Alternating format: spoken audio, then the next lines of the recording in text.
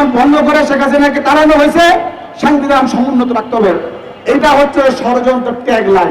সংবিধান সংস্কার পরিষদ গঠনটাই ছিল একটা জুলাই বিপ্লব বিরোধী একটা কার্যক্রম। গণঅভ্যুত্থান বৈধ, কিন্তু তারা এখানে সংবিধানের মধ্যে বৈধতা খুঁজতে গেছে।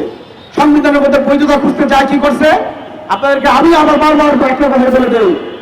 5ই আগস্টের পরে আপনারা জানেন শহীদ ওয়াজের জয় 5 আগস্ট মদ খেয়ে সেই ফেসবুক লাইভে এসে একটা কথা বলছিল যে সংবিধান সমুন্নত রাখতে হবে।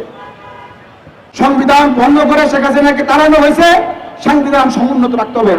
এটা হচ্ছে ষড়যন্ত্র ট্যাগলাইন।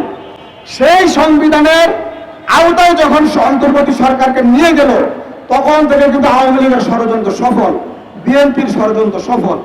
আর জামাত ইসলামীর লোকেরা এই ষড়যন্ত্র সম্পর্কে কিছুই বুঝে নাই বইলাই 12ই ফেব্রুয়ারি নির্বাচনের পরে এসে তারা বলতেছে কিভাবে কি নির্বাচন হয়ে গেল আমরা বুঝি নাই।